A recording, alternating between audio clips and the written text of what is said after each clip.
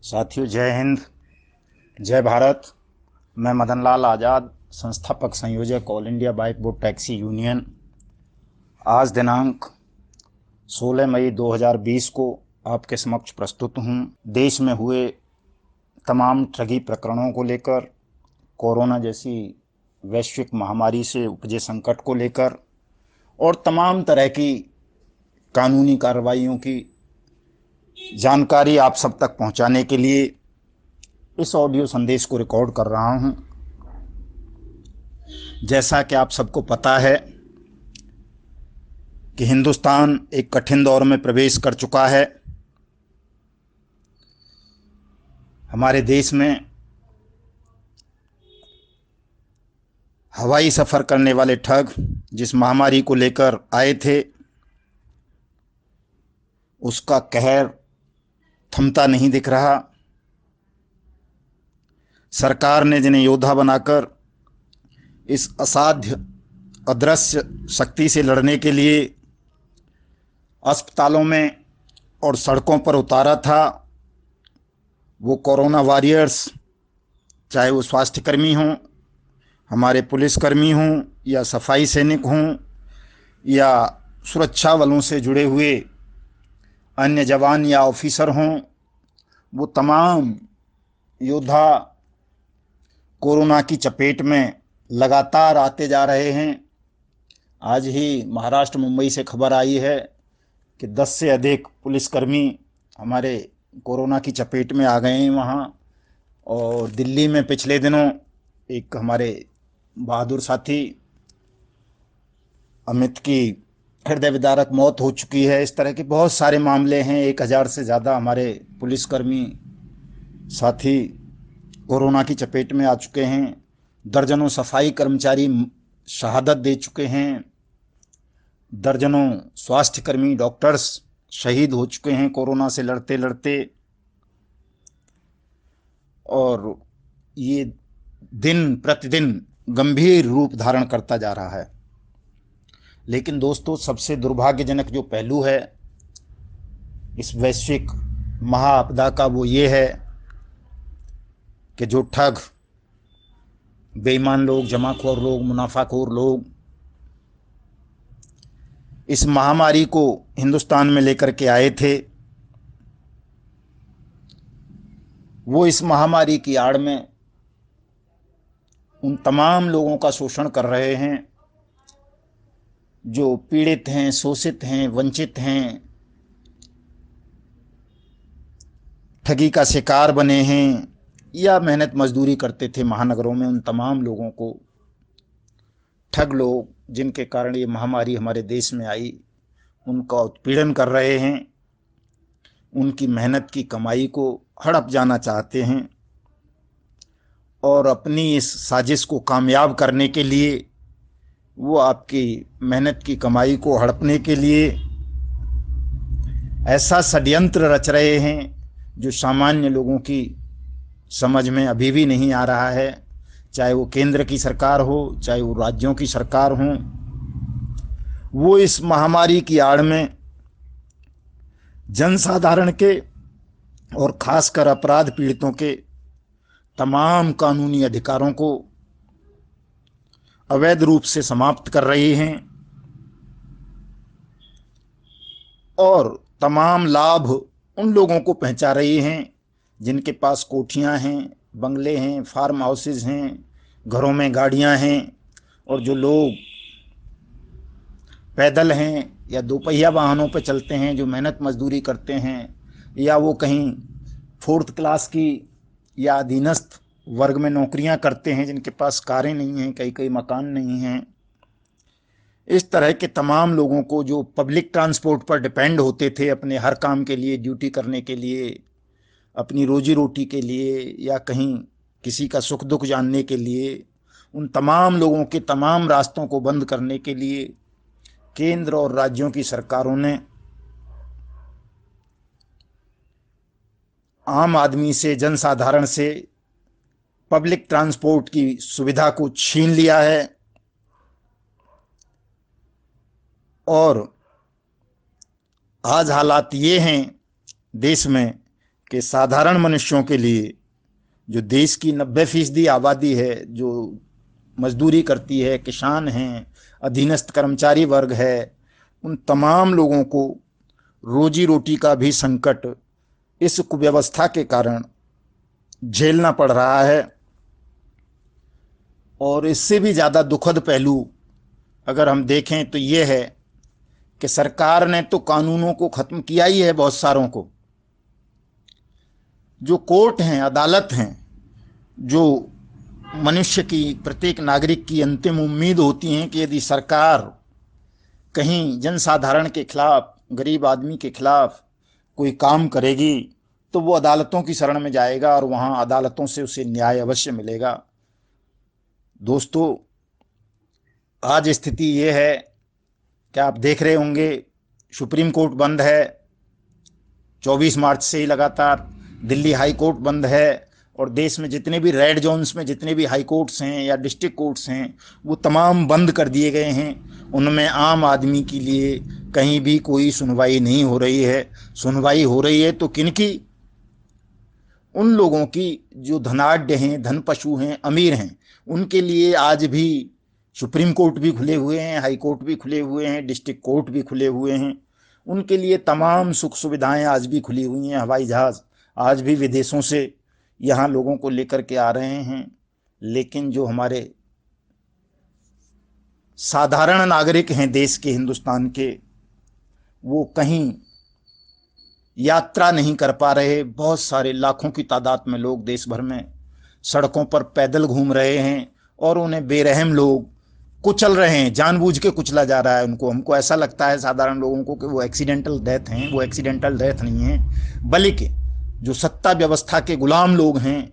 जिनको ये लग रहा है कि ये पैदल चलती हुई भीड़ मजदूरों की उनकी सत्ता को, उनकी व्यवस्था को कलंकित कर रही है, अपमानित कर रही है, उस आवेश में आकर के, उस दुर्भावनापूर्ण मानसिकता के कारण हमारे दर्जनों मजदूरों को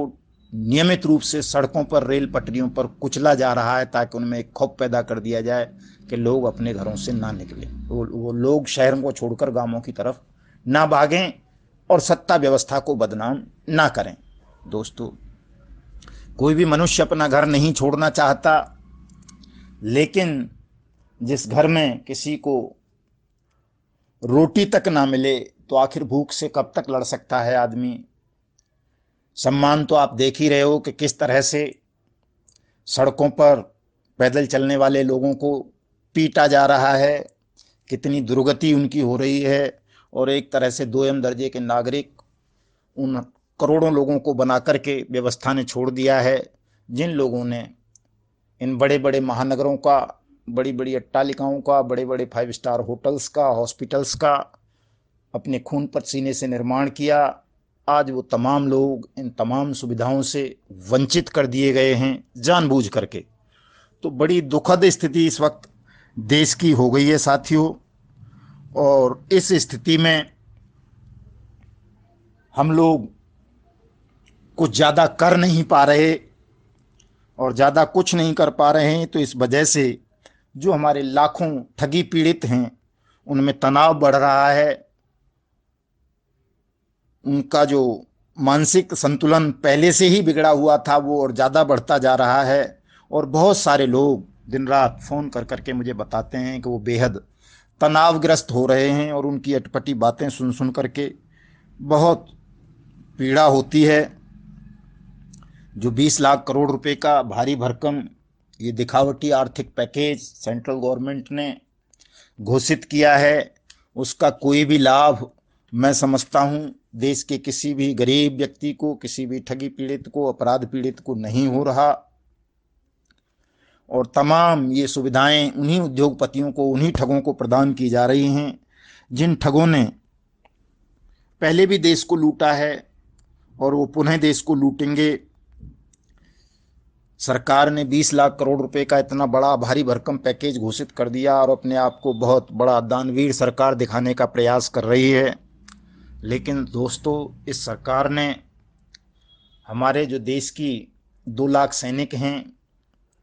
जिन्हें बारी बारी से Bike Bot, Hello Taxi, Top Ride, Go Way India इत्यादि इत्यादि स्कैम्स के नाम पर ठग लिया गया है, जिनकी मेहनत की कमाई को लूट लिया गया, जिन्हें बैंकों के कर्जों में फंसा दिया गया, उन तमाम पीड़ित सैनिक भाइयों को, पुलिस कर्मियों को, एडवोकेट्स को या अन्य प्रोफेशनल्स को, गरीबों को, मजदूरों को, किसानों को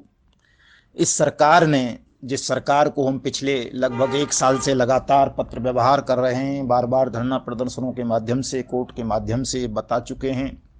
कि मोदी जी, आपकी सरकार के राज में इस देश के धन पशुओं ने, ठगों ने योजनाबद्ध रूप से संगठित होकर के हमारे 2 लाख से ज़्यादा सैनिक भाइयों को ठग लिया है, लाखों किसान, मजदूर और अन्य बहन भाइयों को ठगा है, उनको बैंकों के, फाइनेंस कंपनीज के कर्ज के चंगुल में फंसा दिया है। वो लोग आत्महत्या के कगार पर खड़े हैं, उन्हें कोई राहत दीजिए, उन्हें कम से कम अपराध पीड़ित वेलफेयर स्कीम के तहत उनका पुनर्वास करें, उन्हें मुआवजा दें। और जिन ठगों ने इतनी बड़ी तादाद में हमारे देश के सैनिकों को, नागरिकों को ठगा है, उन ठगों को कठोर से कठोर सजा दें और अनियमित जमा योजना पाबंदी कानून 2019 को, उसके रूल्स को क्रियान्वित करके स्पेशल कोर्ट बना करके उन्हें इस कानून के मुताबिक 180 वर्किंग दिन के तहत न्याय दें, उनके पैसे को वापस कराएं। लेकिन दोस्तों, बड़ा दुर्भाग्य की बात है, बहुत दुख होता है ये बताते हुए कि चाहे वो केंद्र की मोदी सरकार हो, चाहे वो किसी राज्य की सरकार हो, किसी ने भी हमारी इस अपील पर, गुहार पर कोई ध्यान नहीं दिया और अभी तक अनियमित जमा योजना पाबंदी कानून 2019 के रूल्स को नोटिफाइड नहीं किया है, कोई स्पेशल कोर्ट गठित नहीं की है। अभी तक कोई भी मुकदमा स्पेशल कोर्ट्स में नहीं पहुंचा है जहां से ये उम्मीद बन सकती कि सरकार ईमानदार है और वो वास्तव में ठगी पीड़ितों को न्याय दिलाना चाहती है, उनको पैसा वापस दिलाना चाहती है। सरकार ने इस लॉकडाउन की आड़ में हमारे ठगी पीड़ित भाई बहनों का ये स्थिति कर दी है कि जिसको देख देख करके, सुन सुन करके रोना आता है, क्रोध आता है, पीड़ा होती है। दोस्तों, जो सुप्रीम कोर्ट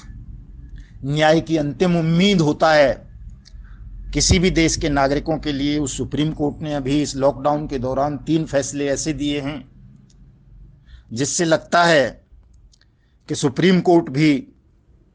कहीं न कहीं सरकार के प्रेशर में है, ठगों के प्रेशर में है, उसकी ठगों के साथ मिली भगत है और वो भी इस देश के मजदूर को, किसान को, जनसाधारण को न्याय नहीं देना चाहता, अपितु वो अपराधियों के साथ मिला हुआ है। सुप्रीम कोर्ट इस वक्त सरकार के और ठगों के खिलाफ कोई भी फैसला नहीं सुनाना चाहता, ये सच्चाई है। इन तमाम चीज़ों को लेकर के मेरा मन बहुत ज़्यादा व्यथित है। मैं आप लोगों को हताश नहीं करना चाहता, निराश नहीं करना चाहता।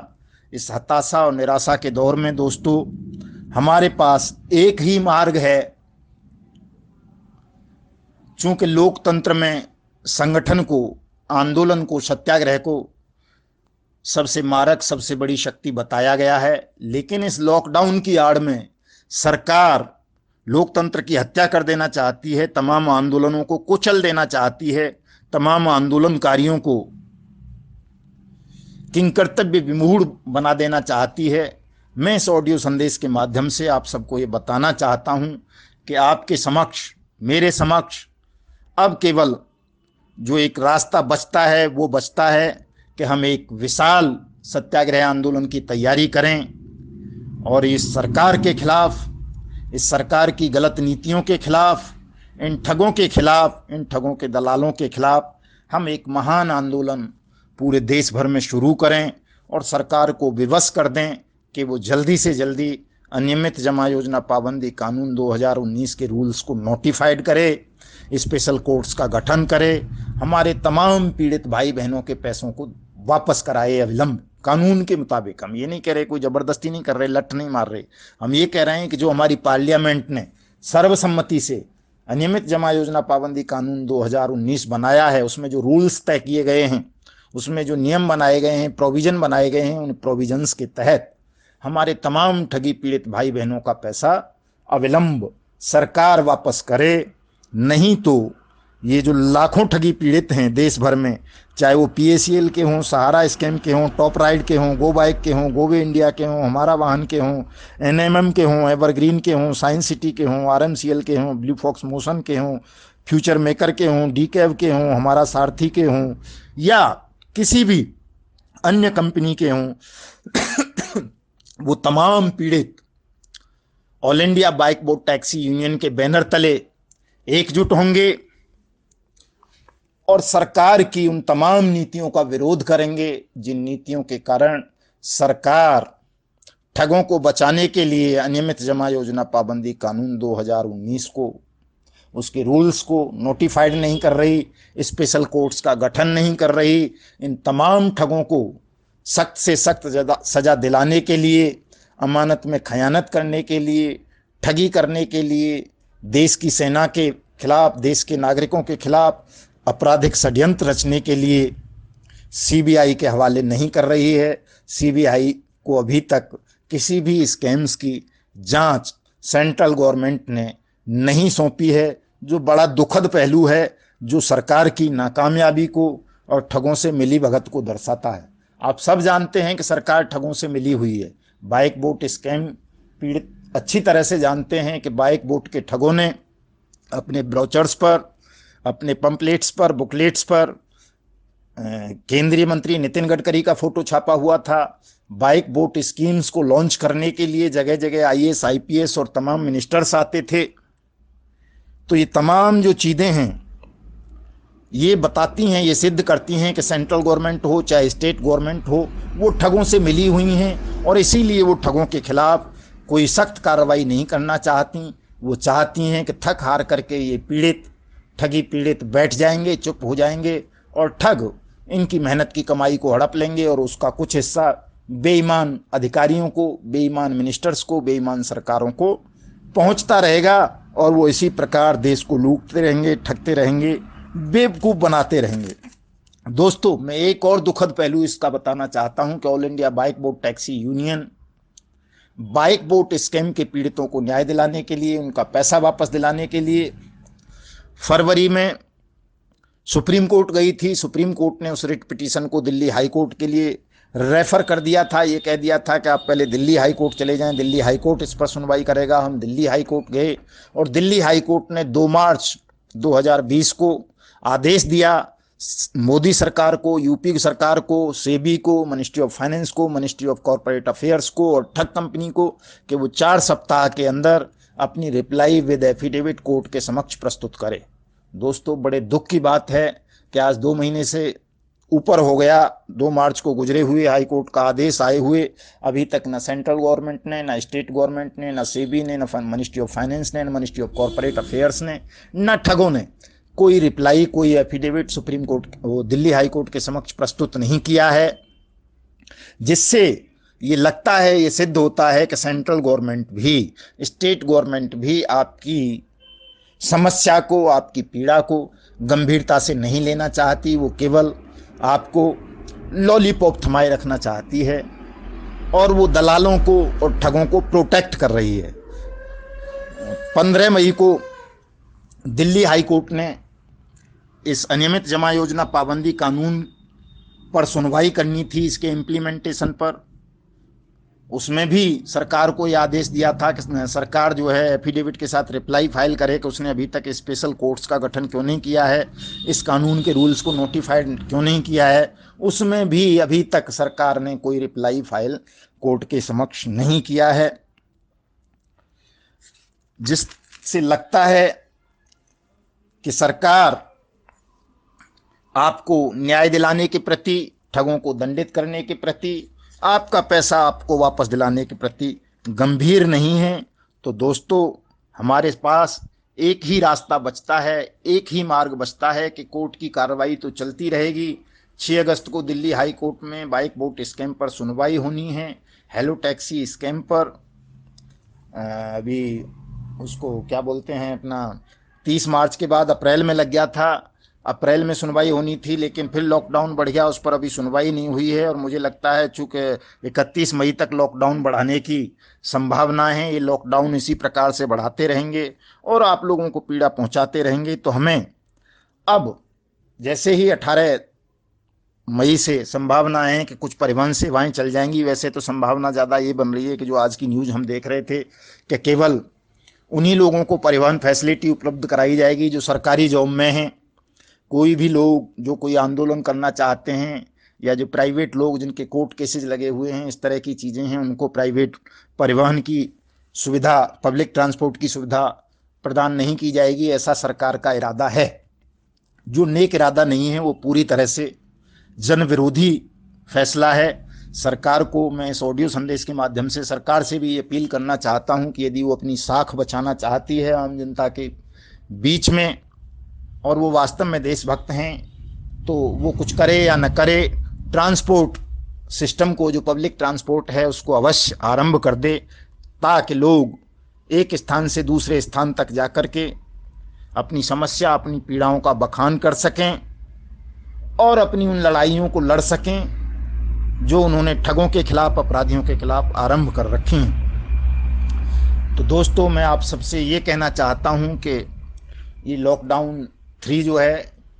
कल ख़त्म होने जा रहा है और चौथा लॉकडाउन 18 मई से शुरू होने जा रहा है। एक बार और इंतज़ार कर लिया जाए 31 मई तक का, और 31 मई को भी ये लॉकडाउन समाप्त नहीं होता है, इसको पुनः सरकार जारी रखती है। तो 31 मई के बाद 1 जुलाई से हम all India bike board taxi union के बैनर तले तमाम स्कैम्स के पीड़ित को, चाहे वो किसी भी कंपनी की ठगी स्कीम का शिकार बने हैं, उन तमाम लोगों को अपने साथ जोड़ेंगे और 1 जुलाई 2020 से एक बड़ा आंदोलन, सत्याग्रह आंदोलन, जो अहिंसक होगा, पूरी तरह से संवैधानिक होगा, लोकतांत्रिक होगा, एक ऐसा आंदोलन इस सरकार के खिलाफ, उन ठगों के खिलाफ, इन बेईमान मिनिस्टर्स के खिलाफ, बेईमान IAS IPS ऑफिसर्स के खिलाफ हम पूरे भारत भर में आरंभ करेंगे। मैं आप सब साथियों से ये अनुरोध करना चाहता हूँ, विनम्र अपील करना चाहता हूँ कि आप कोई भी साथी, चाहे वो किसी भी स्कैम के शिकार बने हैं, मन छोटा नहीं करेंगे, निराश नहीं होंगे, हताश नहीं होंगे, क्योंकि मृत्यु ईश्वर तय करता है और यदि उसने किसी की मृत्यु तय कर दी है तो संसार में कोई ऐसी शक्ति नहीं जो जिसकी मृत्यु तय हो चुकी हो ऐसे व्यक्ति को बचा सके। अगर हमारी मृत्यु तय नहीं की है परमात्मा ने, तो संसार की कोई ऐसी भी शक्ति नहीं है कि वो हमें उस समय से पूर्व मार सके। सरकार के पास या किसी गुंडे माफिया के पास या ठगों के पास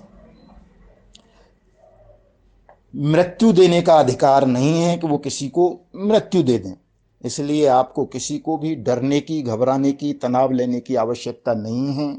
आपकी जो ये लड़ाई है,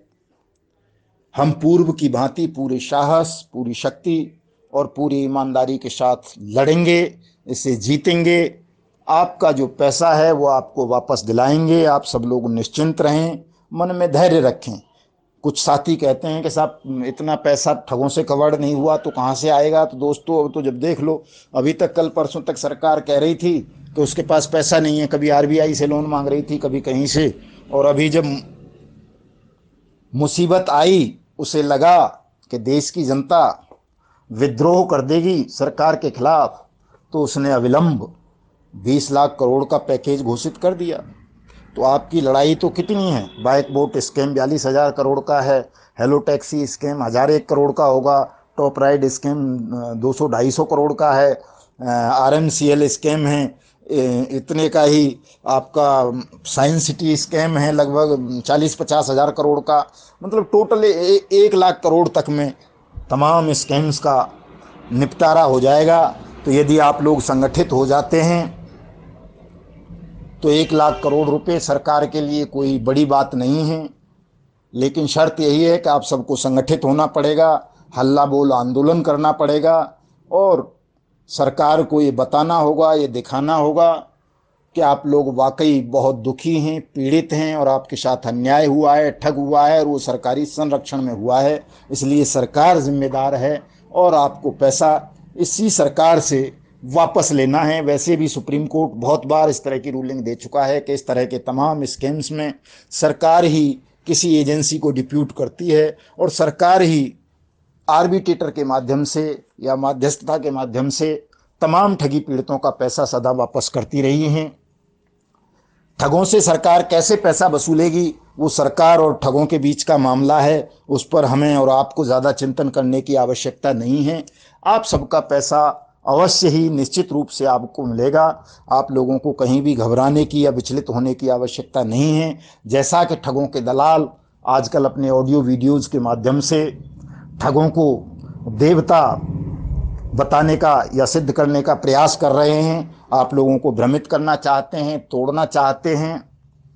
आपको उन ठगों से, उनके दलालों से सावधान रहना है, उनकी किसी भी बात में नहीं आना है, अपनी संगठन शक्ति को मजबूत बनाना है और लड़ना है इन तमाम ठगों के खिलाफ, बेईमान सिस्टम के खिलाफ।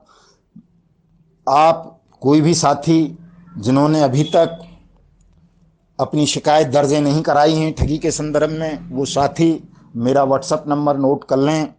7827581213। इस नंबर पर मुझे व्हाट्सएप कर सकते हैं अपनी detail. All India bike board taxi union की मेंबरशिप लेने के लिए, हमसे जुड़ने के लिए आप